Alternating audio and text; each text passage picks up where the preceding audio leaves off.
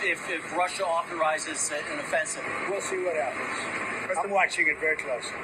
So President Trump has his eye on Russia over its massive deployment to the Ukraine border, capping off a month of record drone attacks. It comes as one of Vladimir Putin's top officials, Sergei Lavrov, predicts NATO's increased defense spending will only lead to NATO's collapse.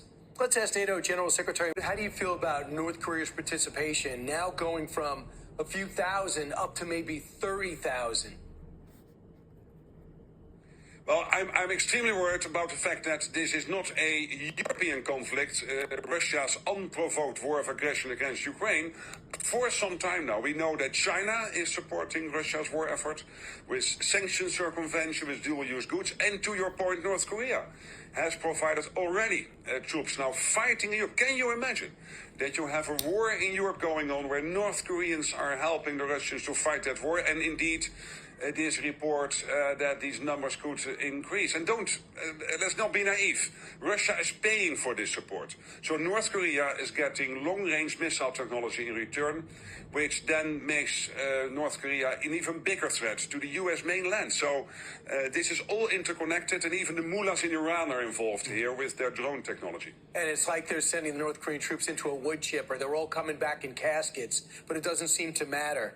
How do you feel about the report today that the U.S. Is stopping shipments of Patriots and some artillery because they say we're running short of it for our own arsenal?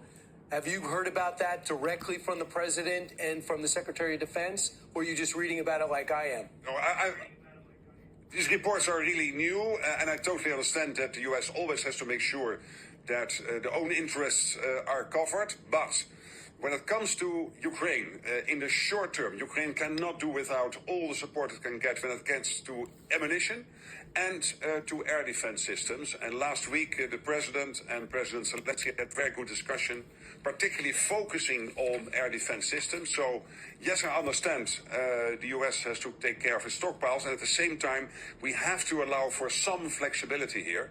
Europeans, in the meantime, are really stepping up. They have now committed $35 billion for Ukraine this year.